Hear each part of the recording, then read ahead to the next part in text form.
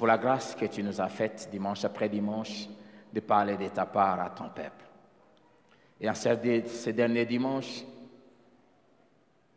ces 3 choses que tu as déposées dans mon cœur, que tu m'as enseignées, je vais les partager avec eux. Je prie, Saint-Esprit,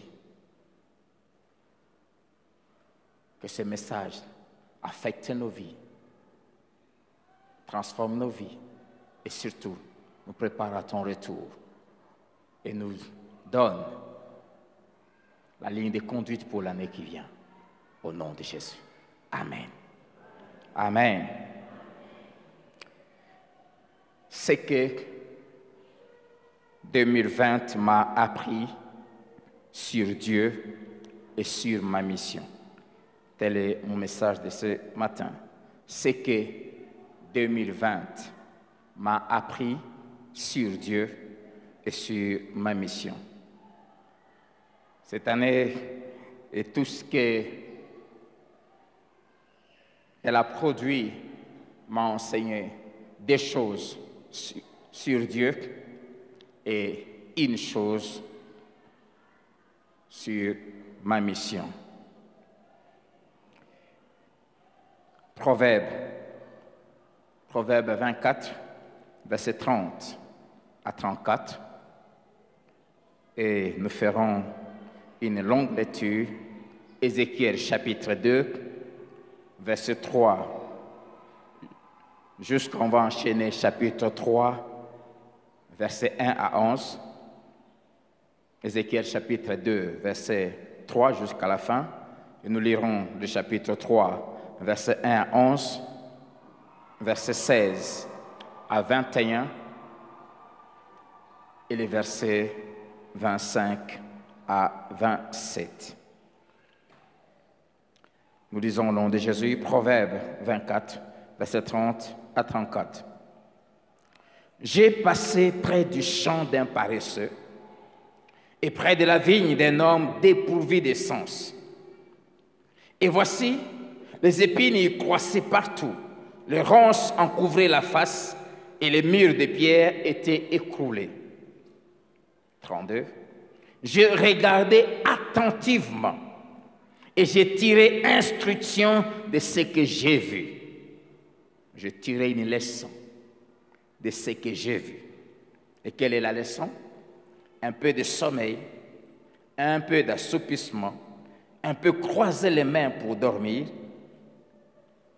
La conséquence, et la pauvreté te surprendra comme un rôdeur et la disette comme un homme en armes. Amen. Ézéchiel chapitre 2, à partir du verset 3. C'est Ézéchiel qui parle. Il parle de sa mission et de son appel. Il me dit, c'est Dieu qui s'adresse à Ézéchiel, fils de l'homme, je t'envoie vers les enfants d'Israël, vers ces peuples rebelles qui se sont révoltés contre moi. Et leurs pères ont péché contre moi jusqu'au jour même où nous sommes. Ce sont des enfants à la face impudente et au cœur endurci. Je t'envoie vers eux et tu leur diras, ainsi parle le Seigneur l'Éternel. Qu'ils écoutent ou qu'ils n'écoutent pas, car c'est une famille de rebelles, ils sauront qu'un prophète est au milieu d'eux. Et toi, fils de l'homme, ne les crains pas et ne crains pas leurs discours, quoique tu aies auprès de toi des ronces et des épines, et que tu habites avec des scorpions. Ne crains pas leurs discours et ne t'effraie pas de leur visage, quoiqu'ils soient une famille de rebelles. Tu leur diras mes paroles, qu'ils écoutent ou qu'ils n'écoutent pas, car ce sont des rebelles. Et toi, fils de l'homme, écoute ce que je vais te dire. Ne sois pas rebelle comme cette famille de rebelles. Ouvre ta bouche et mange ce que je te donnerai. Je regardais et voici, une main était étendue vers moi et elle tenait un livre en rouleau.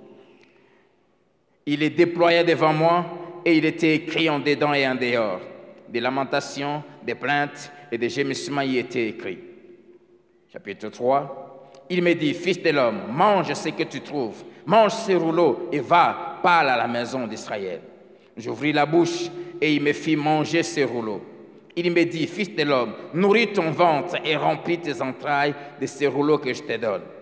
Je les mangeai et il fit dans ma bouche doux comme du miel. Il me dit, fils de l'homme, va vers la maison d'Israël et dis-leur mes paroles. Car ce n'est point vers un peuple ayant un langage obscur, une langue inintelligible que tu es envoyé. C'est à la maison d'Israël. Ce n'est point vers de nombreux peuples ayant un langage obscur, une langue inintelligible, dont tu ne comprends pas les discours. Si je t'envoyais vers eux, ils t'écouteraient. Mais la maison d'Israël ne voudra pas t'écouter, parce qu'elle ne veut pas m'écouter. Car toute la maison d'Israël a le front dur et le cœur endurci. Voici, j'endurcirai ta face pour que tu le poses à leur face. J'endurcirai ton front pour que tu le poses à leur front. Je rendrai ton front comme un diamant, plus dur que le roc. Ne les crains pas, quoiqu'ils soient une famille de rebelles. Il me dit, fils de l'homme, reçois dans ton cœur et écoute de tes oreilles toutes les paroles que je te dirai. Va vers les captifs, vers les enfants de ton peuple, tu leur parleras, et qu'ils écoutent ou qu'ils n'écoutent pas, tu leur diras, ainsi parle le Seigneur l'Éternel. Comme je prie que tu puisses écouter ce matin. Et l'Esprit m'enleva, et j'entendis derrière moi le bruit d'un grand tumulte. Béni soit la gloire de l'Éternel du lieu de sa demeure. Verset 14. L'Esprit m'enleva et m'emporta. J'allais irrité et furieux, et la main de l'Éternel agissait sur moi avec puissance. J'arrivai à Tel Abib, vers les exilés qui demeuraient près du fleuve du Kébar, et dans le lieu où il se trouvait, là je restai 7 jours, stupéfait au milieu d'eux. Au bout de 7 jours, la parole de l'Éternel me fit adresser en ces mots. Fils de l'homme, je t'établis comme sentinelle sur la maison d'Israël. Tu écouteras la parole qui sortira de ma bouche et tu les avertiras de ma part. Quand je dirai aux méchants, tu mourras, si tu ne l'avertis pas, si tu ne parles pas pour détourner le méchant de sa mauvaise voie et pour lui sauver la vie, ce méchant mourra dans son iniquité et je te redemanderai son sang. Mais si tu avertis le méchant et qu'il ne se détourne pas de sa méchanceté et de sa mauvaise voie, il mourra dans son iniquité et toi, tu sauveras ton âme. Si un juste se détourne de sa justice et fait ce qui est mal, je mettrai un piège devant lui et il mourra. Parce que tu ne l'as pas averti, il mourra dans son péché. On ne parlera plus de la justice qu'il a pratiquée et je te redemanderai son sang. Mais si tu avertis le juste de ne pas pécher et qu'il ne pêche pas, il vivra parce qu'il s'est laissé avertir. Comme mon cœur prie que tu te laisses avertir ce matin. Et toi, tu sauveras ton âme. 25. Fils de l'homme, voici on mettra sur toi des cordes avec lesquelles on te liera, afin que tu n'ailles pas au milieu d'eux. J'attacherai ta langue à ton palais pour que tu sois muet et que tu ne puisses pas les reprendre, car c'est une famille de rebelles. Mais quand je te parlerai, j'ouvrirai ta bouche pour que tu leur dises, ainsi parle le Seigneur l'Éternel, que celui qui voudra écouter, écoute, et que celui qui ne voudra pas, n'écoute pas, car c'est une famille de rebelles. Amen. C'est que 2020 m'a appris sur Dieu, 2 choses sur Dieu et 1 chose sur ma mission. Proverbe 24, 30 à 34 que nous avons lu, le roi Salomon parle, et c'est comme ça qu'il fonctionnait. Il dit, un jour, j'ai passé près du champ d'un paresseux, un homme paresseux. Et j'ai constaté que les ronces poussaient partout et les épines. Les champs étaient en désordre. Et même les murs qui protégeaient les champs étaient écroulés. Mais ce que j'aime, il dit, j'ai observé attentivement. Je prie que Dieu nous donne la capacité de tirer des leçons au travers des événements qui nous arrivent chaque jour. Car rien n'arrive sans que l'Éternel soit l'auteur. La Bible dit, qui dira qu'une chose arrive sans que l'Éternel l'ait ordonné?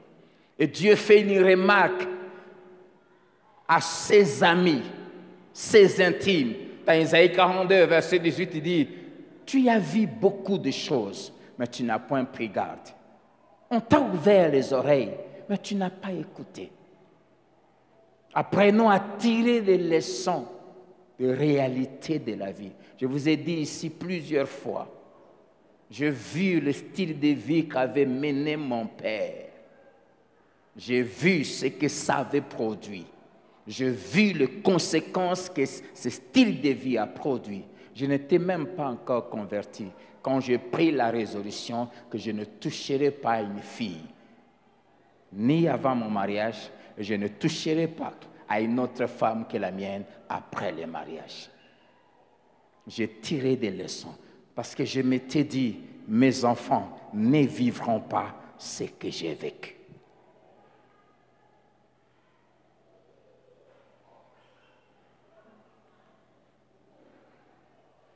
Rien n'arrive sur la terre sans que Dieu soit l'auteur.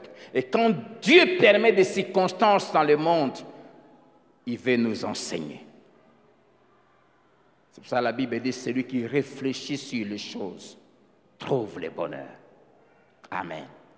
Et ce matin, j'ai pris le temps, pendant les 5 mois qu'on a connus de confinement, les réalités que nous avons vécues, et j'ai jeté mes yeux sur la parole et j'ai voulu comprendre. J'ai pris des heures et des jours de prière pour que Dieu m'aide à comprendre qu'est-ce qu'il veut nous enseigner.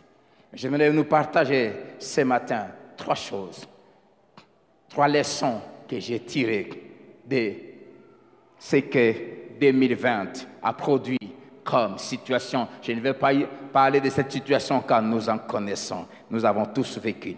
Ecclésiaste chapitre 7, verset 14, la Bible dit, au jour du bonheur, sois heureux. C'est-à-dire, fais-toi plaisir, mange, bois. Mais la Bible ajoute, et au jour du malheur, réfléchis.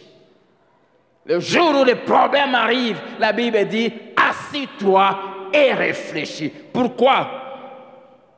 Car Dieu a fait l'un comme l'autre.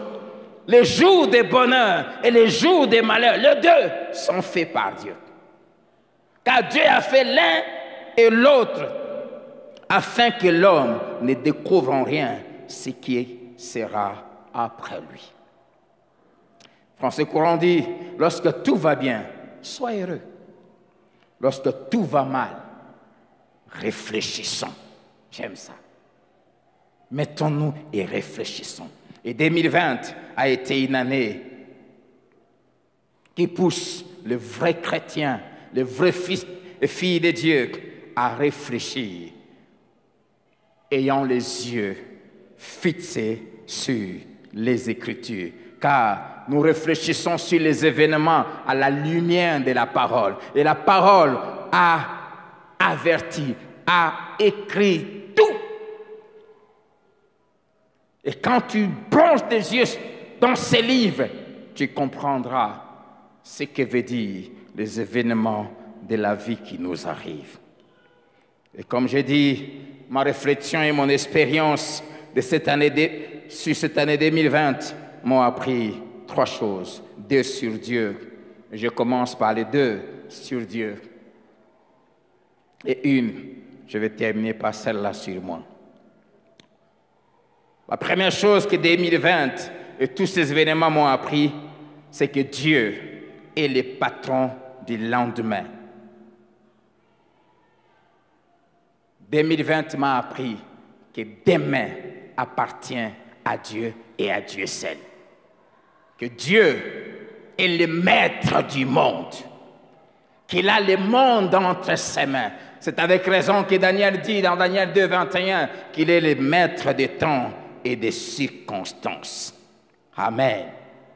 Demain appartient à Dieu. Nous avions tant de projets, surtout ma femme et moi, pour 2020. En 2020, le 29 avril, nous avons eu 20 ans de mariage. On avait programmé des choses en rapport avec ce 20e anniversaire. On avait planifié des choses à faire, nous deux d'abord, avec nos enfants après. On avait programmé le voyage, on avait rêvé. Chaque 10 francs que Dieu me donnait, je mettais de côté, je me préparais vraiment pour le 29 avril. Et pendant que je faisais tous mes projets, qu'on faisait tous les projets, Dieu sur son trône était assis, il me regardait, il dit, regarde-moi ce jeune homme. Et tout ce qu'on avait programmé, on n'a pas pu le faire. Et j'ai compris, je lisais ça, mais je n'appliquais pas ça. Mais depuis ce qui s'est passé, je ne dis plus demain je ferai ceci. Je dis si Dieu le veut, demain je le ferai. Demain appartient à Dieu. Demain n'appartient pas au président de la République. Demain n'appartient pas au roi. Demain n'appartient pas au gouvernement des nations. Demain appartient à Dieu et à Dieu seul. Et Dieu seul décide de demain. Dieu seul. Matthieu 6, 34. Ne vous inquiétez donc pas du lendemain, car le lendemain aura soin de lui-même. À chaque jour suffit sa peine. J'ai appris parce que demain appartient à Dieu. Je ne me fais plus de soucis. Je ne me pose plus de questions sur de quoi sera fait demain. Je me contente d'aujourd'hui que Dieu me donne. Proverbe 27, verset 1. La Bible dit, ne te vante pas du lendemain, car tu ne sais pas ce qu'un jour peut enfanter. Tu ne sais pas ce qu'un jour peut enfanter.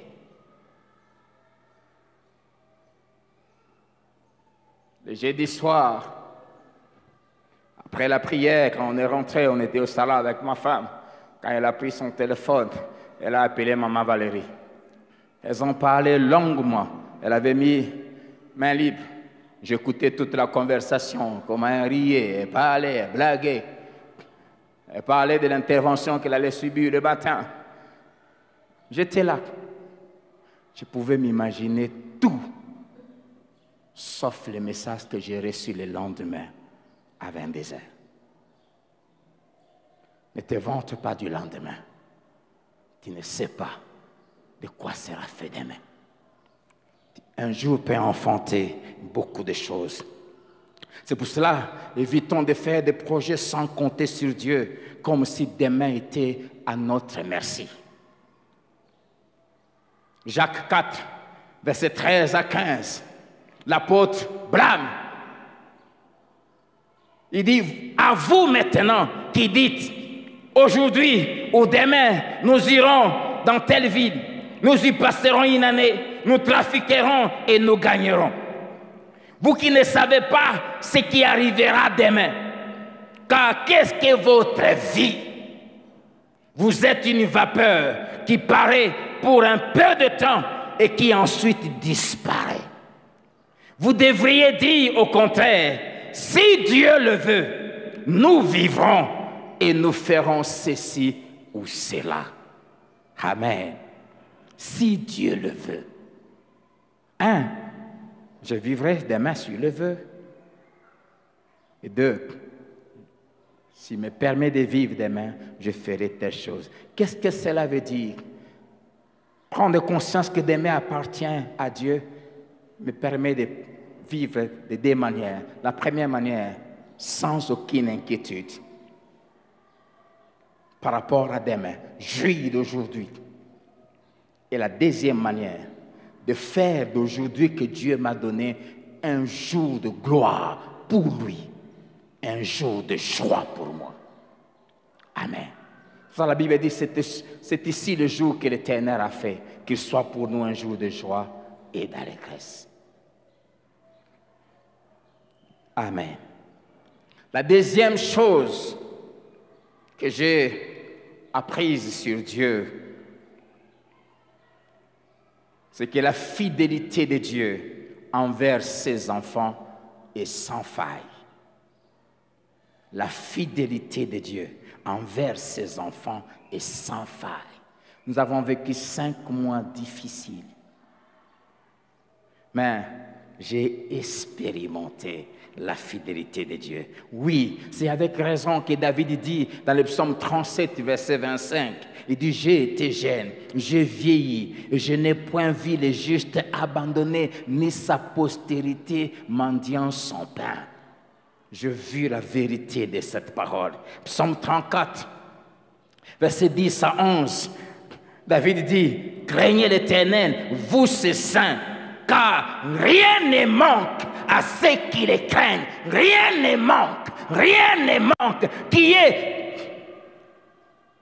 Covid ou pas, qui est culte ou pas, qui est salaire ou pas, qui est travail ou pas, rien ne manque à ceux qui les craignent. Et il ajoute, les lionceaux éprouvent la faim et la déshabille. Les fils du roi, les palais royaux, on peut manquer, mais celui qui craint l'Éternel n'est privé d'aucun bien. Ça, je l'ai expérimenté. Et tous ceux qui disent, les pasteurs vivent derrière les mabonzas, derrière les dignes, ils ne connaissent rien de la parole de Dieu. Dieu prend soin de ses enfants. Ah, j'ai vu ça. Pendant ce temps de confinement, il ne s'est passé pas 2 ou 3 jours sans que je reçoive un coup de fil de partout dans le monde. Papa, comment je peux t'envoyer ceci? Comment je peux faire ceci? Comment je peux t'envoyer ceci? J'ai vu Dieu nous bénir. Rien ne manque à ceux qui les craignent. Dieu reste fidèle. Dieu n'a pas besoin d'un travail pour prendre soin de toi. Dieu n'a pas besoin du gouvernement pour prendre soin de ses enfants. Il nous prend en charge. L'Éternel est mon berger. Je ne manquerai de rien. Ah, Dieu est un Dieu fidèle. Psaume 84, verset 11. Il est écrit, l'Éternel ne refuse aucun bien à ceux qui marchent dans l'intégrité. Le problème, ce n'est pas le confinement. Le problème, c'est comment tu vis. L'Éternel ne refuse aucun bien, que ce soit pendant les moments de crise mondiale. Si tu marches dans l'intégrité, tout ce que tu lui demanderas, même quand ce sera pendant la crise mondiale, il ne te le refusera pas. Le problème, c'est remplir la condition, marcher dans l'intégrité.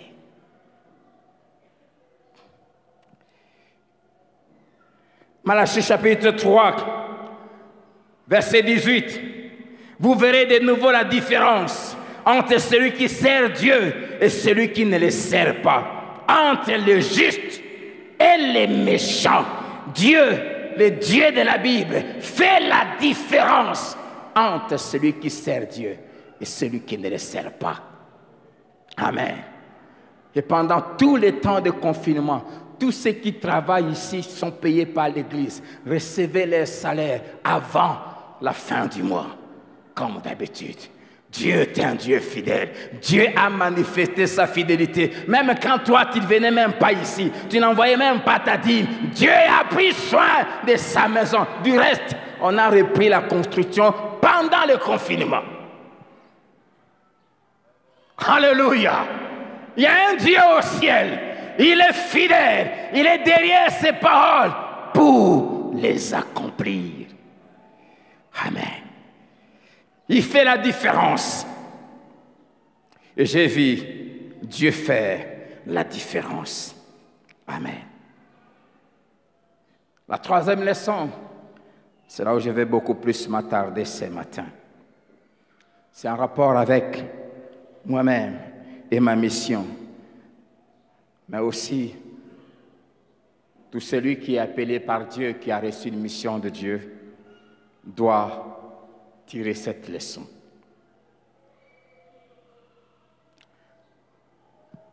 La 3e leçon que 2020 m'a appris, par tout ce qu'il nous a apporté, c'est que j'ai compris, j'ai réalisé que le Seigneur Jésus est vraiment à la porte.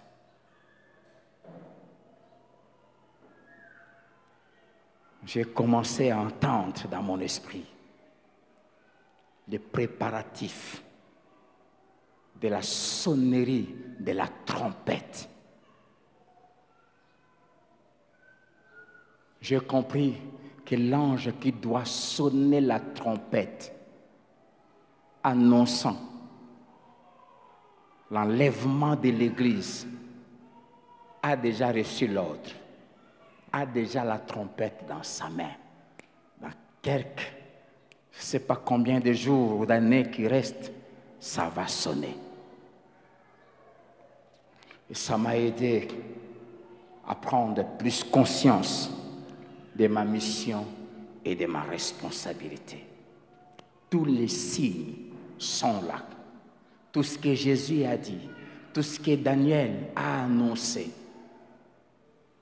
et tout ce que l'apôtre Paul dans Thessalonique a dit, ces choses sont en train de se réaliser. Et ce qui s'est passé, des choses inédites.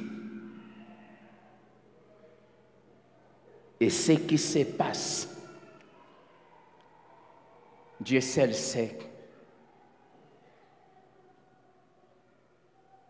Le monde prépare déjà le règne de l'Antéchrist et de la bête.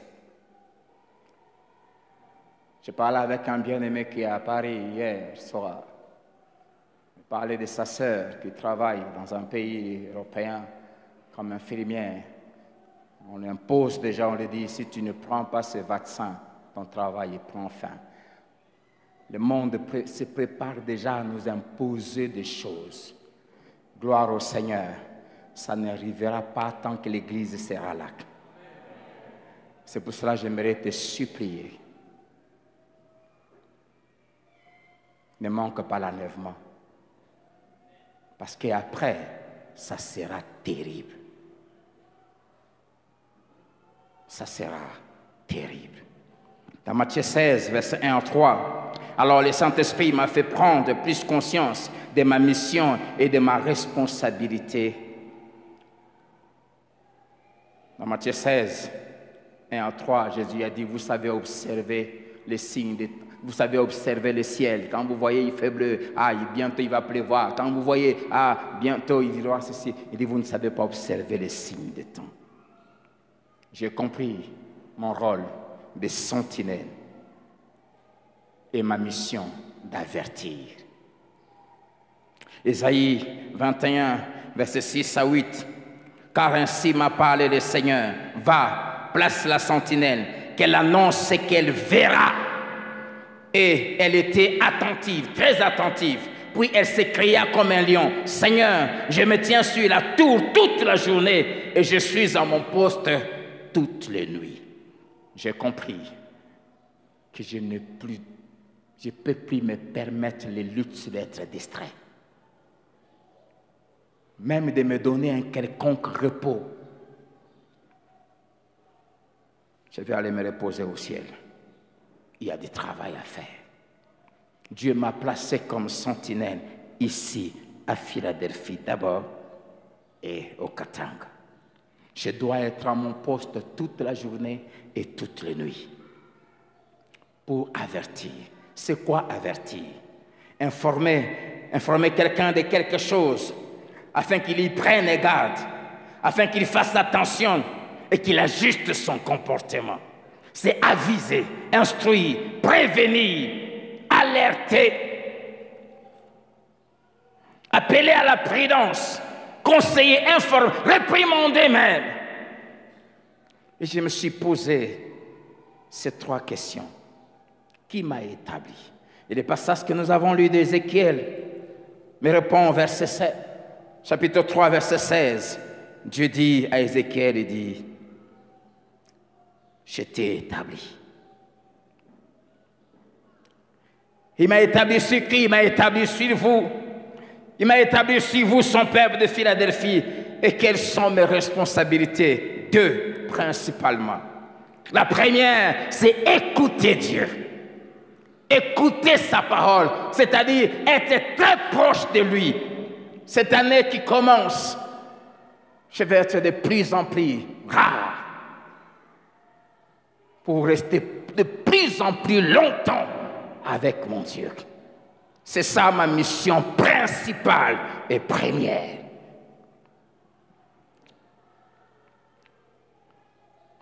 Chapitre 2, verset 7. Tu leur diras mes paroles. Je dois écouter ses paroles à lui, parce que je dois dire ses paroles, pas les miennes. Chapitre 3, verset 4. Il me dit, fils de l'homme, va vers la maison d'Israël et dis-leur mes paroles. Verset 17. Fils de l'homme, je t'établis comme sentinelle sur la maison d'Israël, de Philadelphie. Tu écouteras la parole qui sortira de ma bouche et tu les avertiras de ma part. C'est écouter ces paroles. Et pour les écouter, il faut rester longtemps, longtemps, longtemps avec lui. Serviteur de Dieu, vous qui servez l'Éternel, responsable des départements 2021, passez beaucoup plus de temps avec Dieu. Écoutez Dieu et non les hommes. Écoutez Dieu et non mon propre cœur. Écoutez Dieu et non les circonstances. Ne jamais parler sur Dieu n'a rien dit. Chapitre 3, verset 24 à 27. Il dit, l'Esprit entra à moi et me fit tenir sur mes pieds. Et l'Éternel me parla et me dit, va t'enfermer dans ta maison. Cette année qui vient, je vais beaucoup m'enfermer. Beaucoup. Beaucoup vraiment. Je vous préviens déjà. J'aurai moins de temps d'entretien. J'aurai beaucoup de temps avec mon Dieu. Va t'enfermer, enfant de Dieu, père de famille. Cette année qui vient, apprends beaucoup t'enfermer dans ta chambre. Pour écouter Dieu et savoir quoi dire à tes enfants. Les temps sont mauvais. Passe moins de temps avec la télé, moins de temps avec ton téléphone. Cette année qui vient, apprends à t'enfermer.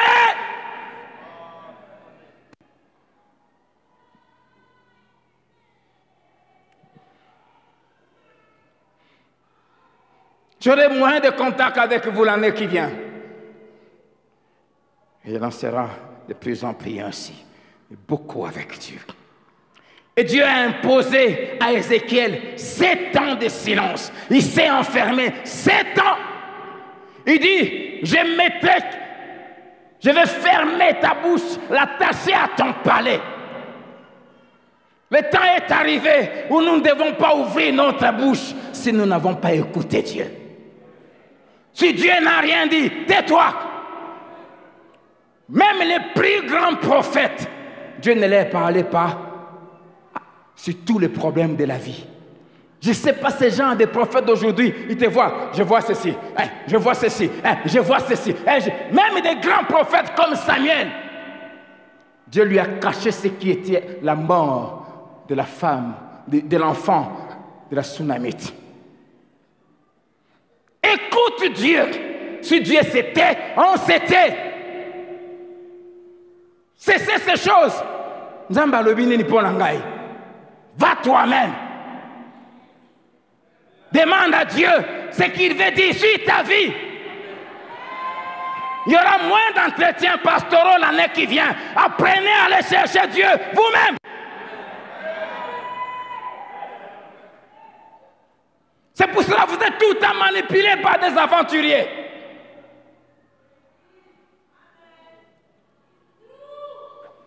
Oh, moi je parle avec Dieu. Si tu as le Saint-Esprit, partout tu peux parler avec Dieu. Apprends à t'enfermer.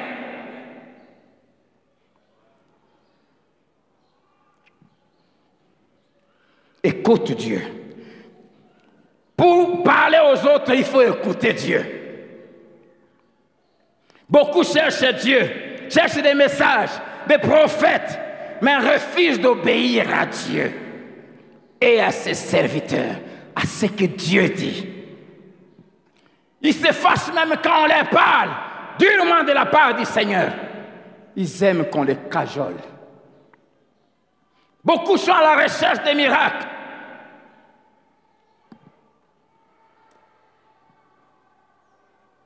L'homme riche qui était le patron de Lazare dans Luc 16, quand il meurt, il va dans les séjours des morts, dans les tourments. Quand il voit Abraham et Lazare, il demande à Abraham d'envoyer Lazare, qu'il rentre dans le monde pour aller avertir ses 5 frères. Parce que pour lui, si un mort leur apparaît, quelqu'un qu'il connaissait mort depuis des années, ces miracles allaient les amener à croire. Abraham lui dit, ils ont Moïse et les prophètes qui les écoutent. Ils ont la Bible. Quand il parle de Moïse et des prophètes, il parle de la Bible. Qu'ils écoutent la parole. Il dit non, si un mort ressuscite, ils croiront. Abraham le dit, s'ils n'écoutent pas Moïse et les prophètes, ils ne croiront pas même quand un mort va revenir. Aujourd'hui, les gens ne veulent plus écouter Dieu. On vient à l'église, mais on ne veut pas écouter. Cette année, il faut savoir aller dans la vallée se cacher. Dieu a dit à Ézéchiel, dit, va dans la vallée, cache-toi là-bas. Cette année, il faut savoir aller dans les endroits où de celle à celle avec Dieu. C'est là qu'on voit la gloire de Dieu. Verset 23. Je me levai et j'allais dans la vallée et voici la gloire de l'Éternel est apparue telle que je l'avais vue près du fleuve. La gloire de Dieu aujourd'hui, ce n'est pas seulement dans les temples comme on est ici. La gloire de Dieu apparaît là où nous nous enfermons avec un cœur sincère pour les chercher. Il est allé dans la vallée et c'est là qu'il a vu la gloire de Dieu.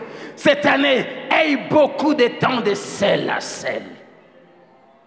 Là, tu verras la gloire de Dieu dans ta vie. Tu vas cesser à chercher qu'on prie pour toi parce que tu vas commencer à vivre des délivrances par toi-même. Et tu auras un témoignage personnel. Un d'entre nous, Papa Hilaire, a expérimenté quelque chose. Son enfant a fait une forte fièvre au milieu de la nuit. L'enfant a commencé à convulser, bloqué. Et puis, les yeux se sont retournés. La mouche sortait. L'enfant a fait caca sur le champ, mort dans ses bras. Il a pris l'enfant, il s'est levé, lui et sa femme. Ils ont commencé à crier à Dieu. Ils sont sortis au milieu de la nuit, criant à Dieu. Il m'a dit, je me suis rappelé ce que tu nous as dit quand tu as été presque morte entre tes bras. J'ai dit à Dieu, je refuse, Dieu d'alliance, je réclame la vie de mon fils. Ils sont arrivés à l'hôpital, les médecins ont pris l'enfant était déjà parti. On lui a dit c'est fini, il a dit non, ce n'est pas fini. Je n'enterrerai pas mon enfant. L'enfant est revenu à la vie. Cet homme est marqué à vie. Il a vu la gloire de Dieu. Quand on vit des choses comme ça, on n'a pas besoin d'une prédication. On n'a pas besoin d'un pasteur, on n'a pas besoin d'un prophète. Même quand le monde entier peut abandonner Dieu, tu diras, je resterai le seul chrétien. Je n'ai pas besoin qu'on me prêche. Je l'ai expérimenté. On a des chrétiens malades aujourd'hui, 10 ans, 15 ans, parce qu'ils n'ont pas des expériences personnelles. Les chrétiens avec des foi qui dépendent du pasteur.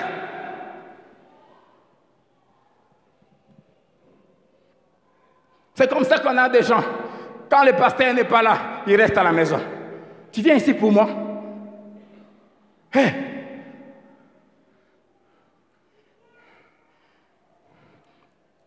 Et c'est dans une vie de vallée qu'on voit la gloire de Dieu. Ça nous marque. C'est ce qui fait que pendant que tout le peuple de Juda s'était rébellé contre Dieu, cet homme est resté seul fidèle à Dieu, parce qu'il avait vu la gloire de Dieu. Cette année, sois rarement avec les hommes, passe beaucoup plus de temps avec Dieu. Amen. Ma deuxième mission, c'est de venir vous avertir. Après avoir écouté Dieu, je viens de parler. Pas te dire des choses que tu voudras entendre. Non. Attendez-vous à des prédications encore plus tranchantes l'année qui vient. Attendez-vous à des choses dures l'année qui vient.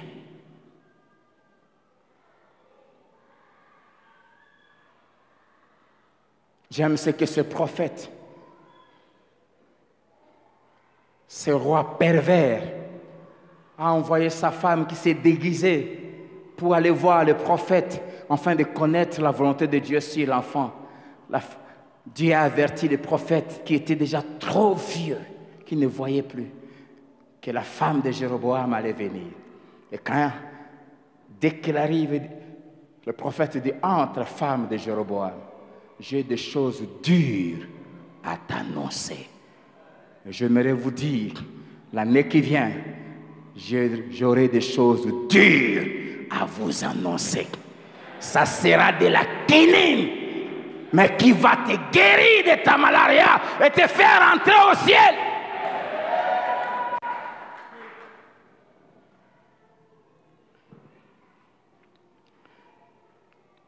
Le peuple était sous la menace d'un jugement de Dieu.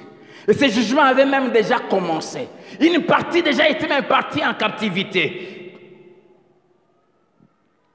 Et le grand jugement allait s'abattre, la totale destruction de Jérusalem.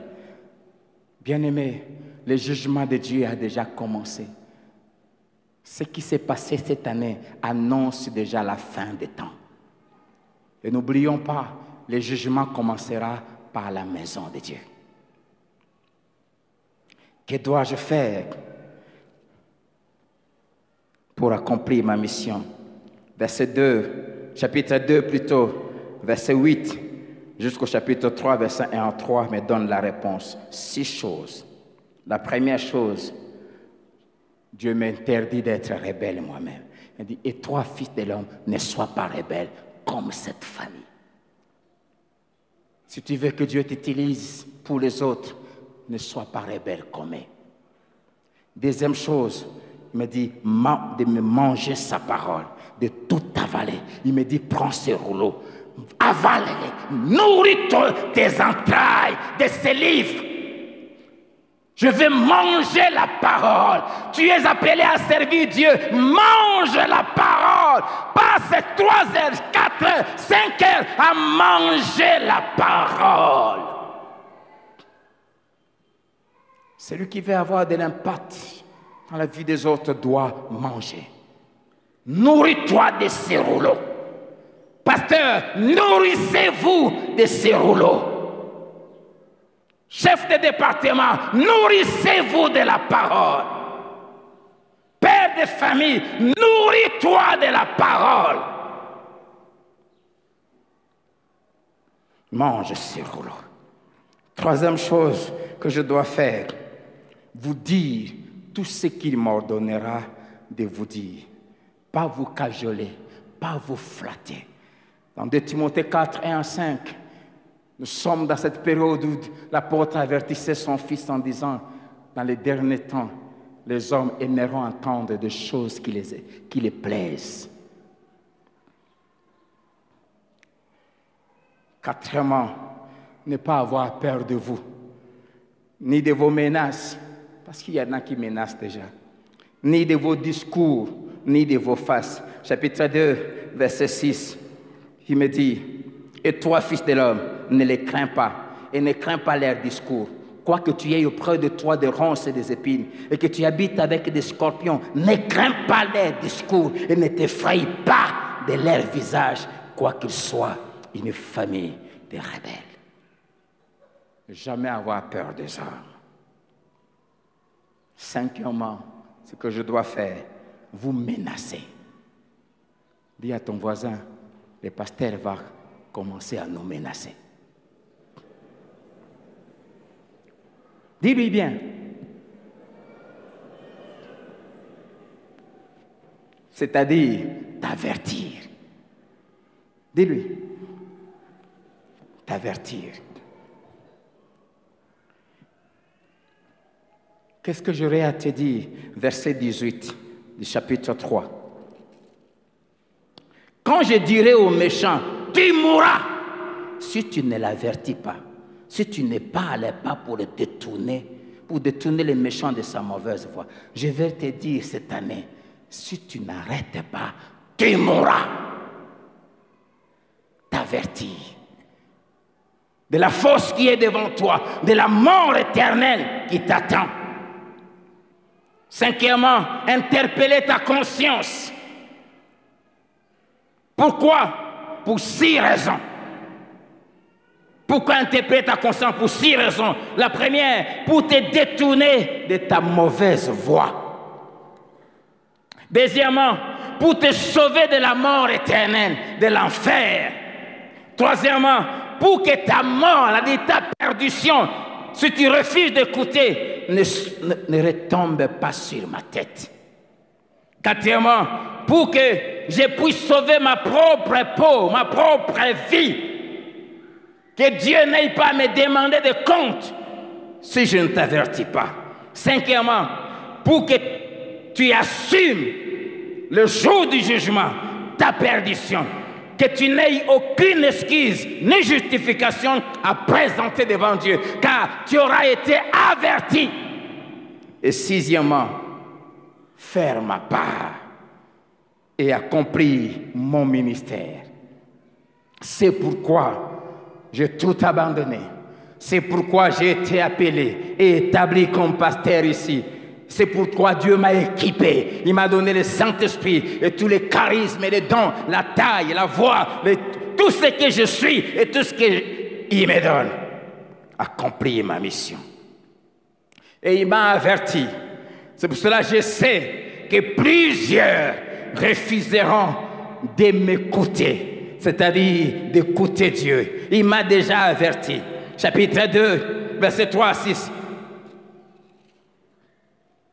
Il me dit, fils de l'homme, je t'envoie vers les enfants d'Israël, vers ces peuples rebelles qui se sont révoltés contre moi. Et les pères ont péché contre moi jusqu'au jour même où nous sommes. Ce sont des enfants à la face impudente et au cœur endurci. Je t'envoie vers eux, tu leur diras ainsi par l'Éternel, qu'ils écoutent ou qu'ils n'écoutent pas, car c'est une famille de rebelles. Ils sauront qu'un prophète est au milieu d'eux.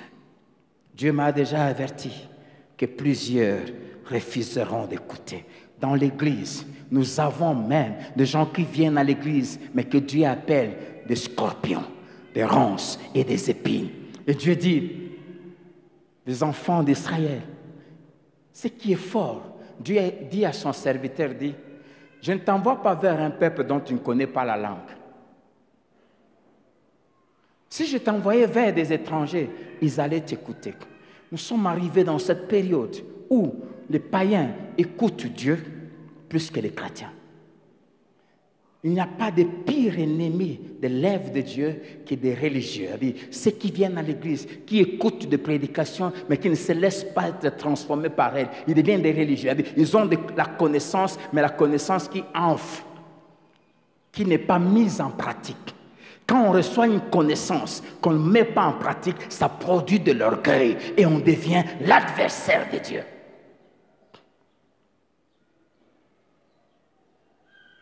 Et je suis averti.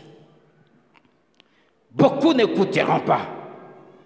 Un, parce qu'ils ont le cœur endurci, Dieu, dit Dieu. Deux, ils ont le front dur.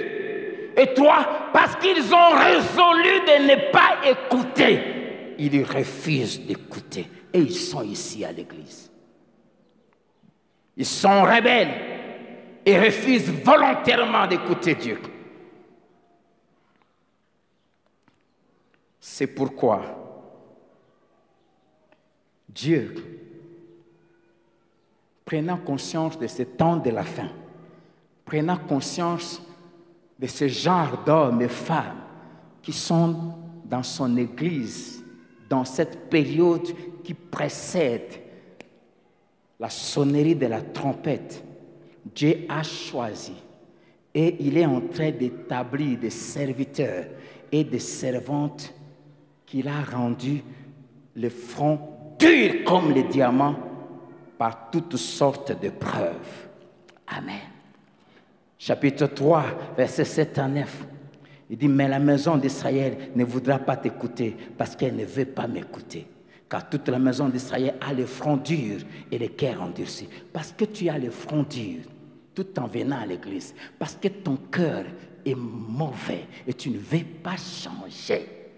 Même quand je prêche là, tu es en train de rire dans ton cœur. Voici comment Dieu va s'occuper de toi. Il dit, voici, j'endurcirai ta face. Il dit à l'homme de Dieu, pour que tu l'opposes à leur face. J'endurcirai ton front pour que tu l'opposes à leur front. Je rendrai ton front dur comme le diamant. Plus dur que le roc. Amen. Nous pourrons prêcher l'évangile avec liberté dans ces temps de la fin. Nous pourrons avoir de l'impact que ceux qui ont été à l'école de Dieu, l'école où Dieu forme les fronts de ses serviteurs et de ses servantes. En ces temps de la fin, si tu ne laisses pas Dieu rendre ton front dur comme le diamant, tu ne le serviras pas.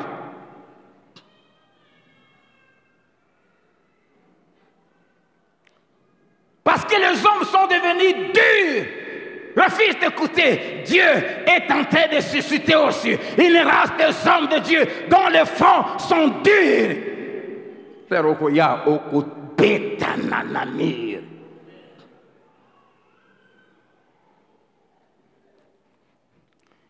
Et ces fronts durs, Dieu les fabrique dans 8 universités spirituelles. Ce sont des gens que Dieu a exercés, il les a préparés, il les a fait passer par des fournaises qui ont rendu leur front dur. Parce que les 19 fléaux de 2 Timothée 3, 1 à 5, les hommes deviennent méchants, cruels, ennemis des gens de bien, aimant l'argent plus que Dieu, aimant les précipices. Dieu suscite dans ces temps de la fin des hommes et des femmes ayant le front dur comme le diamant. Cher pasteur, votre front doit être dur. Très dur. Très, très dur. Des hommes et des femmes qui sont là, pour rien, ils pleurent. On les critique, ils pleurent. On parle de mal de lui, ils pleurent. C'est temps de la fin pour servir Dieu, garder sa dignité, prêcher librement, achever sa mission. Il faut qu'ici, ça devienne dur. Et c'est Dieu qui le fait. Première université, ce sont des hommes qui sont exercés à souffrir pour Dieu. Hébreux 12, verset 11. Il est vrai que tout châtiment semble d'abord un sujet de tristesse et non de joie. Mais il produit plus tard, pour ceux qui ont été ainsi exercés, un fruit paisible de justice.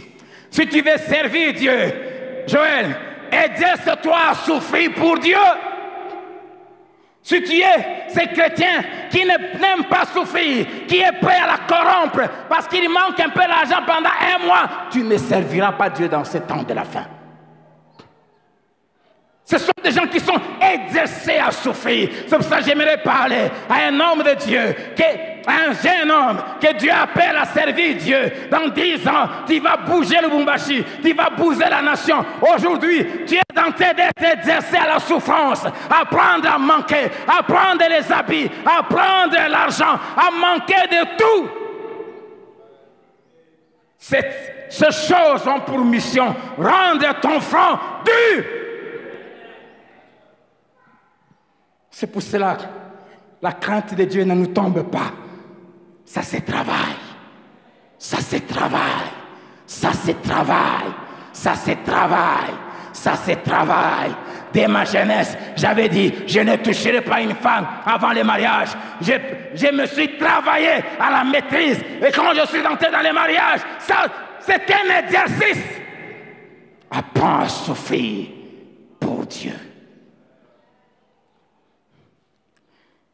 Deuxième université, ce sont les gens dont la souffrance a déjà accompli sa mission en eux.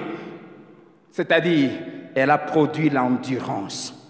Des gens qui ne peuvent faillir en rien. Jacques 1, verset 2 à 4, la Bible dit, mes frères, ne voyez pas comme un sujet étrange les différentes souffrances qui peuvent vous arriver pour que votre foi soit affermie. Il faut que la souffrance produise la patience. Et la patience, la persévérance. Et la persévérance, l'endurance dans l'épreuve. Il faut que la souffrance accomplisse parfaitement sa mission, afin que vous deveniez des hommes et des femmes qui ne faillent en rien. Des hommes et des femmes inébranlables. Inébranlables. Troisième université, ce sont des hommes et des femmes qui ont appris à vivre dans le contentement. Alléluia. Ils ont appris. L'apôtre Paul dit, j'ai appris. C'est une université, ça s'apprend. J'ai appris à être content de la situation dans laquelle je me trouve. Il dit, je sais vivre dans l'abondance. Je sais vivre dans la disette. Ce n'est pas des hommes de Dieu qui courent derrière des membres pour demander, poser des problèmes. Non. Nayo Kangote, cher frère. Des gens qui ont appris, le jour où Dieu donne $100, où je peux manger l'hamburger, j'en mange. Le jour où Dieu me donne 1000 francs, j'achète le pain avec de l'eau sucrée, je bois et je rends grâce. À chaque jour suffit sa peine. La vie d'un homme ne dépend pas de sa nourriture, ne dépend pas du pain seulement, mais de la parole qui sort de la bouche de Dieu. Ils ont appris, ils ont été à l'université du contentement. Tu ne vas pas les manipuler. Ce n'est pas des gens qui flattent. Tu lui donnes gloire à Dieu. Tu ne lui donnes pas, Dieu s'en occupera.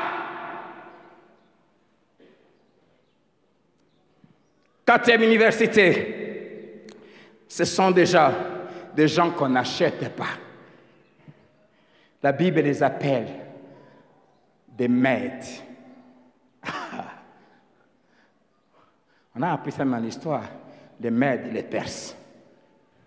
Il y a une race de Mèdes qu'on appelle des Mèdes. Ce peuple n'est pas achetable. Amen. Et quand Dieu a affaire à un peuple rebelle, il lui envoie des Mèdes. Quand Juda était devenu rebelle, Dieu lui a dit, je vais t'envoyer des Mèdes. Écoutez ce que Dieu dit des Mèdes. Ésaïe 13, verset 17. Ésaïe 13, 17. Il dit, voici, je cite contre eux les Mèdes qui ne font point cas de l'argent et qui ne convoitent point l'or.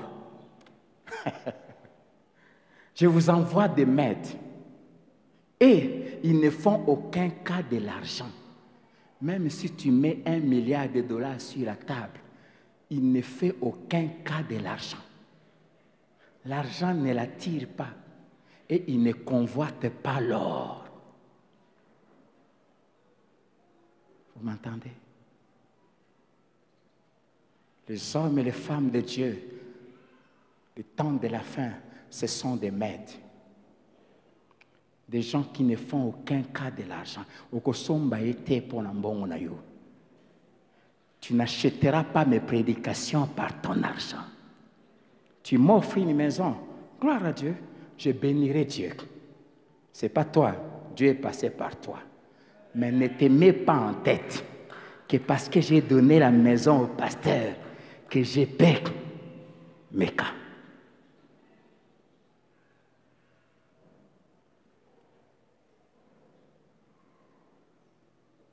que tu fasses,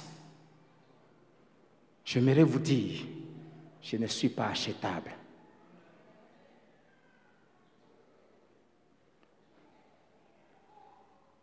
Ce sont des hommes qui ne convoitent pas l'or.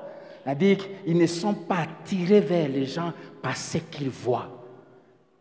Change de Prado dimanche après dimanche, gloire à Dieu. Il en sera ainsi parce qu'il a fait de nous des millionnaires. Mais mes yeux ne seront jamais attirés vers toi par ton extérieur. Jamais. Jamais.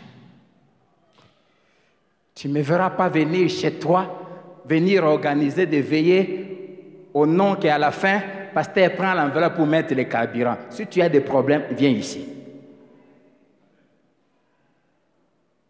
Pas m'appeler pasteur, comme si je suis devenu travailleur chez toi.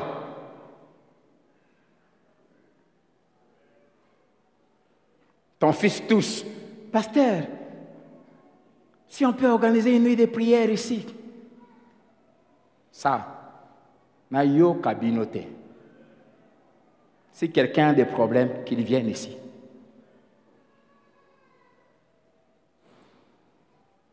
Ce sont des gens qu'on n'achète pas. Je vais vous envoyer des maîtres. Ils ne font aucun cas de l'argent. Ils ne convoitent pas. Ils ne sont pas attirés par tes maisons, par tes biens, par ta position sociale. Non, frère, qui que tu sois, tu viens ici, crains Dieu. Crains Dieu, on s'en fout de ce que tu es.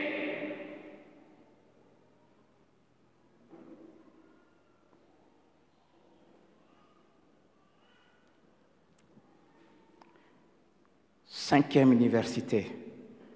Ce sont des gens qui n'ont pas peur de souffrir pourvu qu'ils accomplissent leur mission.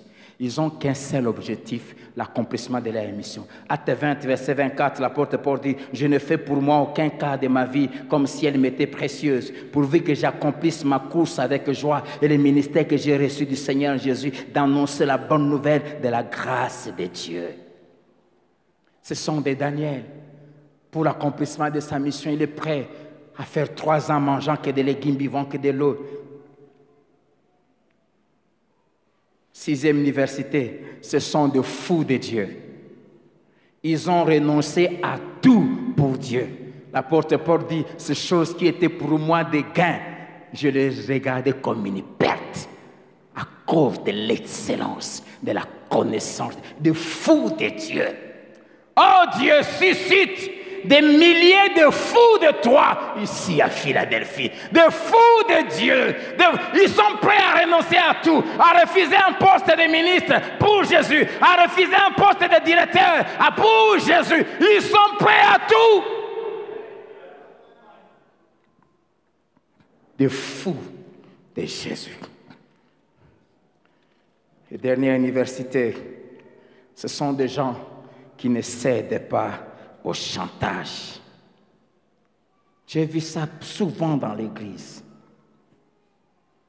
Surtout de la part de ceux qui détiennent un peu quelques billets des banques.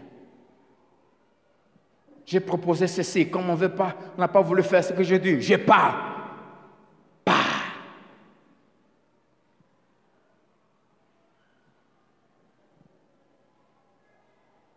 J'aime souvent dire, je dis souvent ça aux partenaires, servir Dieu avec ton argent ne fait pas de toi un ouvrier spécial plus important qu'un choriste, qu'un intercesseur. C'est un ministère que tu as choisi. Mais ça ne fait pas de toi aussi mon assistant. Tu n'as pas de conseils à venir me donner. Ton ministère, c'est de donner l'argent. Tu donnes l'argent, tu te tais. Si tu donnes l'argent et tu ouvres ta bouche, on te remet ton argent et on te demande de partir.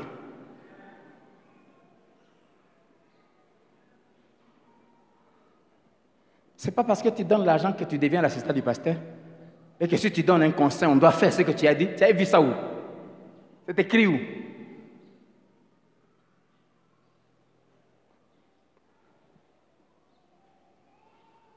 Et souvent, les intercesseurs ont aussi ce genre de comportement. Ce n'est pas parce que tu pries, tu as reçu une vision, tu viens me partager ta vision. Ta responsabilité, c'est de me dire ce que Dieu t'a dit. Ma responsabilité, c'est de l'évaluer, demander la sagesse et savoir si je dois l'appliquer ou pas. Je suis libre. Tu ne deviens pas conseiller du pasteur parce que tu es intercesseur. Qui t'a dit ça? Qui t'a nommé? Viens partager ton histoire et reste là. C'est de ma responsabilité de voir qu'est-ce que je dois en. Ceux qui ont d'autres noms, l'autre parce que tu es en conflit avec quelqu'un, donc tu veux que je prenne ça et que je détruise l'église pour te faire plaisir. Pourquoi non? Je suis intercesseur. Le ministère prophétique est reconnu ici. Mais avant d'ouvrir ta bouche pour dire, Dieu m'a dit, assure-toi que c'est vraiment Dieu. Sinon, frère,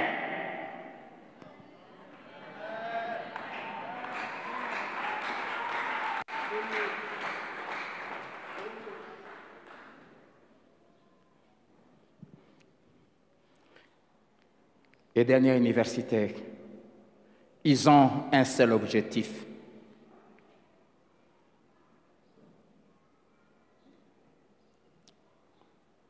Plaire à Dieu.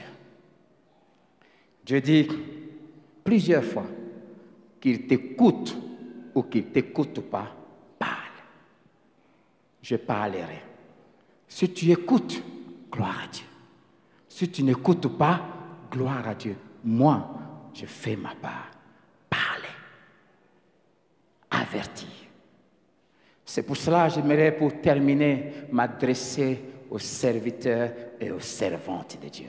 Chers collègues pasteurs, chers serviteurs de Dieu, tu es jeune, tu as reçu l'appel, tu sens que tu es appelé à servir Dieu. J'aimerais nous demander, et à vous serviteurs de Dieu, qui peuvent me suivre partout dans le monde, vous qui avez la chose de Dieu, revenons dans notre alliance avec Dieu.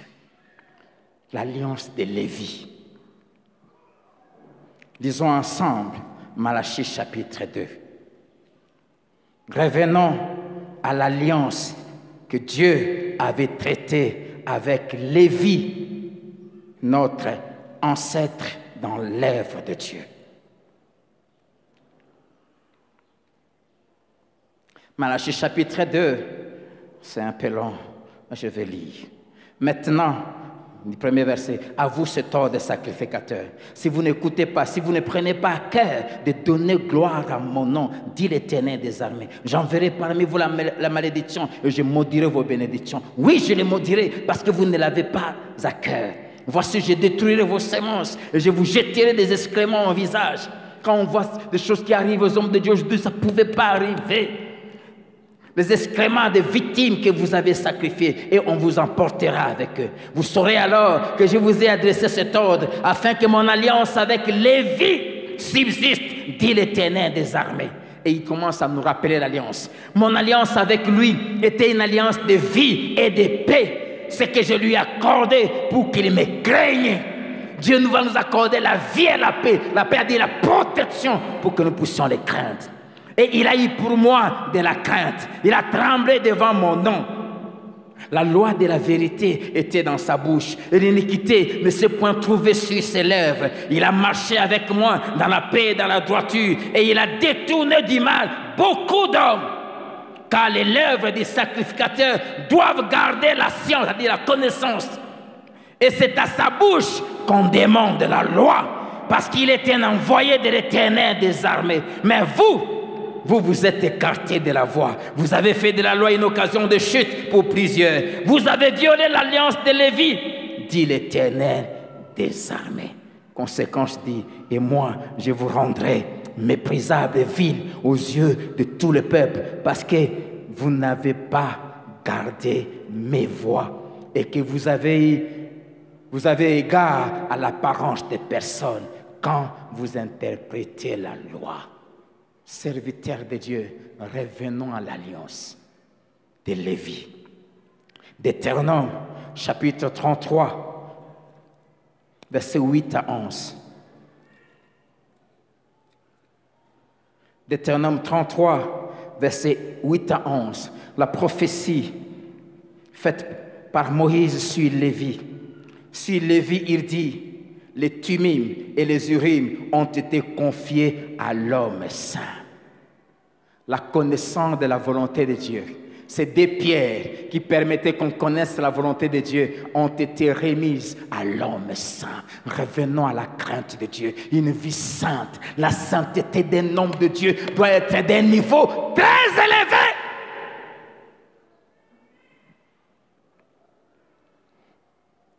La connaissance de la volonté de Dieu nous a été remise à condition que nous soyons saints. À l'homme saint que tu as tenté à Massa et avec qui tu as contesté aux eaux de Mériba. Lévi dit son père et de sa mère. Lévi dit de son père et de sa mère, je ne les ai point vus. Il ne distingue point ses frères, il ne connaît point ses enfants, car il observe ta parole et il garde ton alliance. Il enseigne tes ordonnances à Jacob et ta loi à Israël. Il met l'encens sous tes narines, l'adoration et l'holocauste sur ton autel. Bénis sa force, ô Éternel, agrée l'œuvre de ses mains, brise les reins de ses adversaires et que ses ennemis ne se relèvent plus. Amen. Lévi dit de son père et de sa mère, je ne les ai pas vus. Il n'a pas de frère. Un homme de Dieu, entendez-moi bien, n'a pas d'amis, n'a pas d'intime. Vous m'entendez? Un homme de Dieu n'a pas de frère. Même quand tu as ton frère et ta sœur de sang ici à l'église, s'il faute, il faut les régler. Lévi ne connaît pas son père et sa mère. Il dit, je ne les ai pas vus. Pourquoi? Parce qu'il observe la loi de l'Éternel. Un homme de Dieu n'a pas de fils chéri, n'a pas de pilier. Ça n'existe pas. C'est pour cela que évitez trop de camaraderie avec les gens. Vous m'entendez?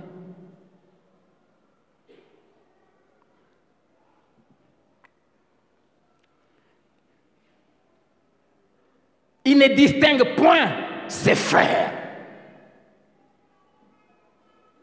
Vous êtes tous mes frères et sœurs. Il n'y aura pas de distinction. Il ne connaît point ses enfants, même ses propres enfants.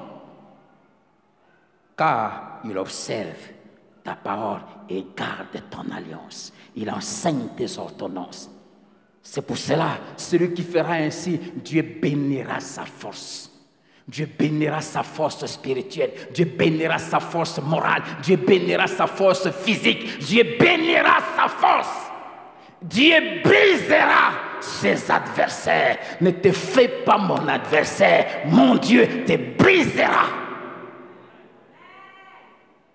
Il va te briser. Et tu ne te relèveras pas. Revenons à notre alliance. Oh, que Dieu suscite encore de finés aujourd'hui. Que Dieu suscite encore de finés aujourd'hui. Ne soyons pas des Aaron qui sont manipulés par le peuple. Il nous faut des Paul aujourd'hui qui n'ont pas peur même des pierres, colonnes, quand il faut tu les recadres et en public. Il y a des gens, non, il fallait que tu me parles en privé. La Bible dit, ceux qui pêchent, reprends-les devant tous, afin que les autres aient peur. Nous avons besoin de Paul aujourd'hui à l'église, parce que les gens sont devenus durs dans leur cœur. Que Dieu nous donne des Paul qui savent recadrer. Nous avons besoin de Pierre et de Jean aujourd'hui, qui dans Acte 4, on les a frappés, on les a interdits de parler de Jésus. Il dit, choisissez vous-même. Regardez qu'est-ce qui est bien. Vous obéir ou obéir à Dieu. Parce que nous ne pouvons pas ne pas parler de ce que nous avons vu et entendu. Nous avons besoin des hommes consacrés à Dieu. Voilà les 3 choses que Dieu m'a enseignées. Parce que le temps est à son terme. Parce que Jésus est à la porte. 2021, il n'y aura pas d'autre prédication que les lois du royaume des cieux. Je vais crier, je vais avertir. Celui qui voudra écouter, qu'il écoute. Celui qui ne voudra pas écouter, qu'il n'écoute pas. Au moins, j'aurai fait ma part. Que Dieu vous bénisse.